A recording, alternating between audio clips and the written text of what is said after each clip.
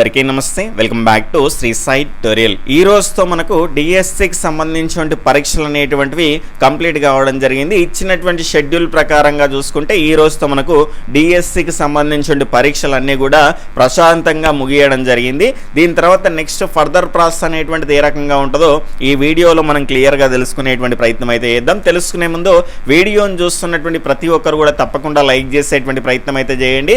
దీని తర్వాత డిఎస్సికి సంబంధించిన ఫర్దర్ ప్రాసెస్ అంతా కూడా ఎప్పటికప్పుడు మీరు తెలుసుకోవాలి అనుకుంటే ఈ వీడియో క్రింద ఉన్నటువంటి సబ్స్క్రైబ్ బటన్ క్లిక్ చేసుకొని పక్కన ఉన్నటువంటి all notification bell icon click చేస్తే నేను చేసేటువంటి ప్రతి వీడియో కూడా మీకు నోటిఫికేషన్ రూపంలోకి వచ్చేస్తుంది.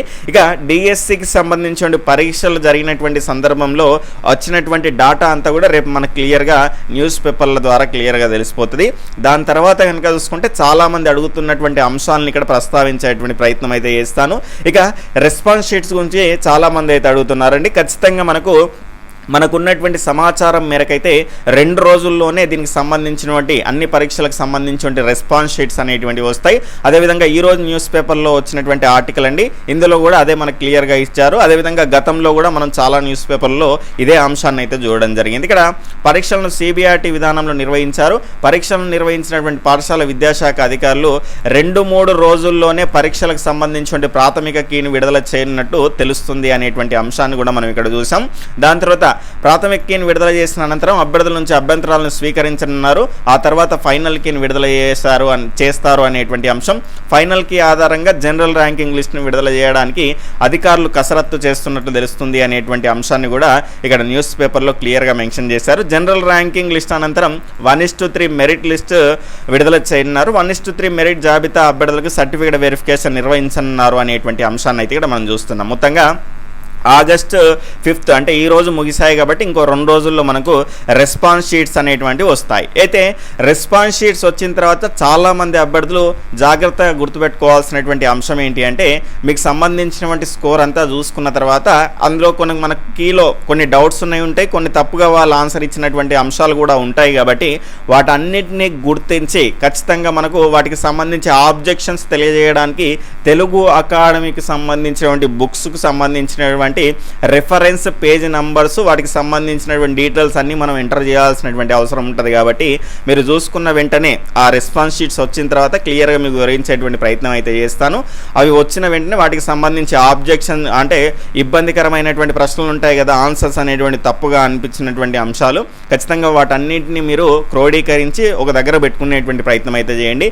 మిగిలినటువంటి వారికి షేర్ చేస్తే వాళ్ళు కూడా ఆబ్జెక్షన్స్ అనేటువంటివి తెలియజేయడానికి ఎక్కువ అవకాశం ఉంటుంది. ఎందుకంటే టెట్ అంటే లెక్క వేరండి. ఇప్పుడు ప్రతి ఒక్క మార్కు కూడా జాబుని డిసైడ్ చేస్తుంది. కాబట్టి ఖచ్చితంగా తప్పుడు ప్రశ్నలు ఉంటే కనుక వాటికి సంబంధించి మనం ఆబ్జెక్షన్స్ అనేటువంటి తెలియజేయాలి. ఇక ఈ రెస్పాన్స్ షీట్స్ అనేటువంటివి రిలీజ్ అయినటువంటి సందర్భంలో నెక్స్ట్ మనం ఈ response sheets is nothing but మనకు ప్రైమరీ కీ అండి. ప్రైమరీ కీ అనేటువంటిది రిలీజ్ అయిన తర్వాత మనం వాటికి ఆబ్జెక్షన్స్ అనేటువంటివి తెలియజేయాలి. ఇది 2-3 రోజులు మనకైతే అవకాశం అనేటువంటిది ఇస్తారు. వాళ్ళొక ప్రొఫార్మా చెప్తారు, దాని ప్రకారంగా మనం దాదాపుగా మనకు టెట్కి ఎట్లయితే ఉండేనో అట్లనే ఉంటుంది. దానికి సంబంధించి కూడా మీకు రెగ్యులర్గా వీడియోస్ అనేటువంటివి వస్తూ ఉంటాయి. ఆ రకంగా మనం ఆబ్జెక్షన్స్ అనేటువంటివి తెలియజేయాలి. దాని తర్వాత మనకు ఒక 2-3 రోజుల తర్వాత 2-3 రోజులు లేదంటే ఒక వారం తర్వాత అవన్నీ కూడా పరిశీలన చేసిన తర్వాత నెక్స్ట్ మనకు ఫైనల్ రిజల్ట్ అనేటువంటిది ఇచ్చేస్తారు. ఇక అందులో మార్చడానికి మనకు ఎక్కడ కూడా అవకాశం అనేటువంటిది ఉండదు. దాని తర్వాత మనం దేని గురించి మాట్లాడాలి సార్ అంటే కట్ ఆఫ్ గురించి మాట్లాడాలి. చాలామంది ఇక్కడ కట్ ఆఫ్ గురించి ఇప్పుడే మాట్లాడుతున్నారు. అవన్నీ కూడా ఉత్తముచ్చట్లు అండి. ఎవరు మాట్లాడినా ఎవరేం లింకులు పంపినా కూడా అవన్నీ ఉత్తముచ్చట్లు. చాలామంది అయితే అడుగుతున్నటువంటి సందర్భాన్ని బట్టి నేను చెప్పేది ఏంటి అంటే మనకు ముందు రెస్పాన్స్ షీట్స్ రావాలి. రెస్పాన్స్ షీట్స్ వచ్చిన తర్వాత కూడా అందులో మనకు కొంత డిఫరెన్స్ అనేటువంటిది ఉంటుంది. ఒక 2-3 మార్కులు లేదంటే 5 మార్కులు ఖచ్చితంగా మీకైతే డిఫరెన్స్ అనేటువంటిది కనిపిస్తుంది. కాబట్టి ఆ అంశాలను మీరు గుర్తుపెట్టుకునేటువంటి ప్రయత్నం అయితే చేయండి. ఇప్పుడు ఫ్యాషన్గా మారిపోయింది. కట్ ఆఫ్ వివరాలను తెలుసుకోవడానికి ఈ గ్రూప్లో జాయిన్ అవ్వండి అని లింకులు షేర్ చేస్తే అందరూ కూడా జాయిన్ అవుతున్నారు. అక్కడ చూస్తే పనికిమాలిన డిస్కషన్ అంతా కూడా ఉంటుంది. లేదంటే వాళ్ళకి సంబంధించినటువంటి మిగిలినటువంటి కంటెంట్ అంతా కూడా షేర్ చేసుకోవడానికి యూజ్ చేసుకుంటున్నారు తప్పితే మిగిలినటువంటిది ఎంత ఏమీ లేదు. ఎందుకంటే ఇప్పుడు వాళ్ళకు ఉన్నటువంటి మన యొక్క సిచ్యువేషన్ వాళ్ళు క్యాచ్ చేసుకునేటువంటి ప్రయత్నం చేస్తున్నారు. కాబట్టి ఆ అంశాన్ని మీరు దృష్టిలో పెట్టుకునేటువంటి ప్రయత్నం అయితే చేయండి. కాబట్టి ఇక్కడ రెస్పాన్స్ షీట్స్ రావాలి, ఆబ్జెక్షన్స్ తెలియజేయాలి. ఫైనల్ రిజల్ట్ వచ్చిన తర్వాత అందరి స్కోర్లు వెళ్తాయి కాబట్టి కాబట్టి గప్పుడు మనం ఏదైనా సర్వే చేసినా కూడా దానికి అర్థము పరమార్థం అనేటువంటిది ఉంటుంది. చాలాసార్లు చెప్పాను, ఇప్పుడు కూడా అదే చెప్తున్నాను. ఎందుకంటే చాలామంది కామెంట్ సెక్షన్లో అడిగేటువంటి అంశం ఏదైనా ఎక్కువ ఉంది అంటే అది కట్ ఆఫ్కు సంబంధించినటువంటి వివరాలు అయితే అడుగుతున్నారు. ఆ అంశాన్ని మీరు గుర్తుపెట్టుకునేటువంటి ప్రయత్నం అయితే చేయండి. ఇక దీనికి సంబంధించినటువంటి ఈ కట్ ఆఫ్కు సంబంధించినటువంటి అంశం అంతా కూడా మనం ఫైనల్ రిజల్ట్ వచ్చిన తర్వాత మీకు సర్వే అనేటువంటిది కండక్ట్ చేస్తాను. దాని ద్వారా మనం తెలుసుకోవడానికి అవకాశం అయితే ఉంటుంది. అది కూడా యాక్యురసీగా తెలుస్తుందా అంటే తెలియదు. ఎందుకంటే ప్రతి ఒక్కరు మనకు చెప్తారా ఫైనల్ రిజల్ట్ మనం ఇచ్చిన దానిలో మనకి ఇన్ని మార్కులు వచ్చినాయని చెప్పడానికి అవకాశం ఉండొచ్చు, ఉండకపోవచ్చు. కాబట్టి ఆ సమయం వరకు మీకు ఆ కట్ ఆఫ్కి సంబంధించిన వివరాలను అందించేటువంటి ప్రయత్నం అయితే చేస్తాను. నెక్స్ట్ జిఆర్ఎల్ ఫైనల్ రిజల్ట్ అనేటువంటిది ఇచ్చిన తర్వాత మనకు జిఆర్ఎల్కు సంబంధించి ప్రభుత్వం నుంచి అయితే మనకి ఎలాంటి అంటే ఈ జిఆర్ఎల్ దీని తర్వాత ఇస్తాము అనేటువంటి అంశం అయితే మనకి ఎక్కలేదు. కానీ రెగ్యులర్గా న్యూస్ పేపర్లో గతంలో డిఎస్సీలు నిర్వహించినటువంటి సందర్భంలో కనుక చూసుకుంటే జనరల్ ర్యాంకింగ్ లిస్ట్ అనేటువంటిది మనకి ఇస్తున్నారు ఖచ్చితంగా. అంటే డిఎస్సీ కండక్ట్ చేసినటువంటి గత డిఎస్సీలని పరిశీలిస్తే దాని ఆధారంగానే ఈసారి కూడా మనకు జనరల్ ర్యాంకింగ్ లిస్ట్ అనేటువంటిది ఇస్తారు అనేటువంటి అంశంలో భాగంగా అందరం కూడా అదే రకంగా అనుకుంటున్నాం. కానీ ఇక్కడ చాలా జాగ్రత్తగా గమనించాల్సినటువంటి అంశం ఏంటి అంటే ఒకవేళ ఇవ్వకపోతే 1:2 కానీ 1:3 లిస్ట్ కానీ ఇచ్చిండ్రనుకోండి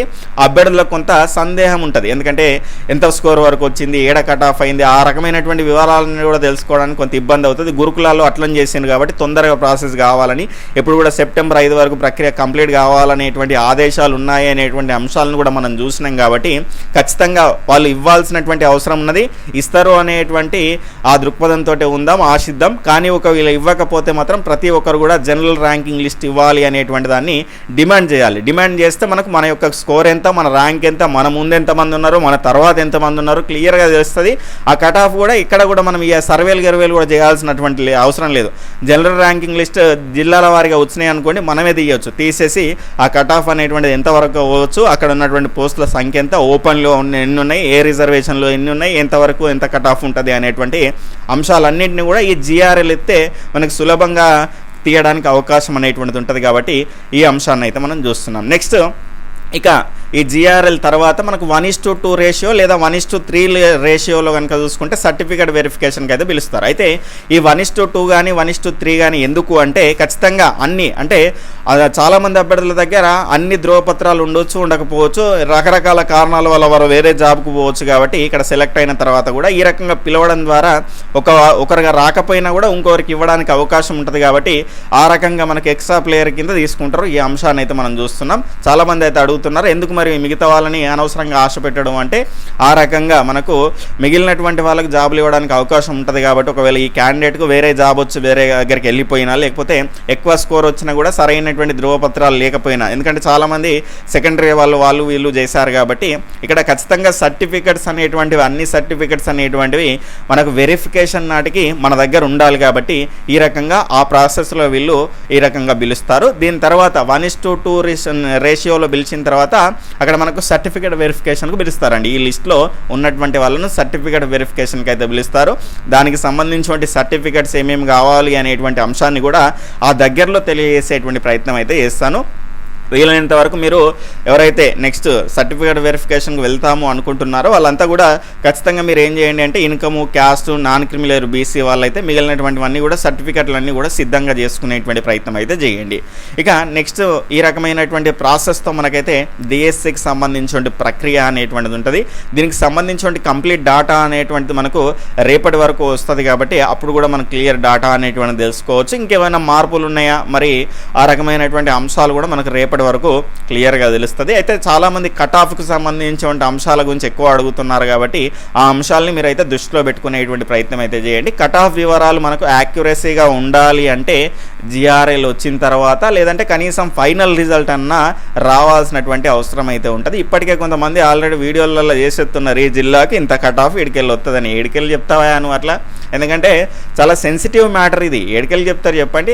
మనకు హాఫ్ మార్కుల్లో లేదంటే పాయింట్లలో కూడా టెట్ స్కోర్లు అనేటువంటి అందరికీ పెరిగినాయి. కాబట్టి ఆ రకమైనటువంటి వ్యత్యాసం ఉంటుంది. కాబట్టి అంత సులభమైనటువంటి అంశం కాదు కదా. ఎన్నో సంవత్సరాల నుంచి ప్రిపేర్ చేసిన తర్వాత మనం ఏదో వీడియో చేసి ఈ కట్ ఆఫ్ వరకు అవుతుంది అనడానికి మనకి ఏం హక్కు ఉన్నది చెప్పండి. కాబట్టి ఆ అంశం పైన సున్నితంగా మనము ప్రతిస్పందించాల్సినటువంటి అవసరం అయితే ఉంటుంది. కాబట్టి వీలైనంత వరకు యాక్యురసీగా మీకు ఇచ్చేటువంటి ప్రయత్నం అయితే చేస్తాను. లేదంటే జిఆర్ఎల్ వచ్చిందంటే మనమే చూసుకోవడానికి అవకాశం ఉంటుంది. ఆ అంశం గురించి మీరు మరొకసారి ఆలోచించుకునేటువంటి ప్రయత్నం అయితే చేయండి. ఆ అంశం గురించి ఎక్కువగా ఆలోచించకుండా ప్రశాంతంగా ఉండండి. మనకు ఈ మంత్ ఎండింగ్ వరకు అయితే ఫలితాలు అనేటువంటివి క్లియర్గా వచ్చేసి సర్టిఫికేట్ వెరిఫికేషన్ కూడా అయిపోతుంది అనేటువంటి మనకైతే ఇన్ఫర్మేషన్ అయితే ఉంది. అది మరి ఎంతవరకు ముందుకెళ్తుందో చూడాల్సినటువంటి అవసరం అయితే ఉన్నది. ఓకే ఫ్రెండ్స్, ఈ వీడియో అనేటువంటిది మీకు ఉపయోగపడింది అనిపిస్తే కనుక నెక్స్ట్ ఫర్దర్ ప్రాసెస్ అంతా కూడా మీరు రెగ్యులర్గా తెలుసుకోవాలనుకుంటే గట్రా రెగ్యులర్గా మీరు ఫాలో అయ్యే ప్రయత్నం అయితే చేయండి. బాయ్, టేక్ కేర్, జై హింద్.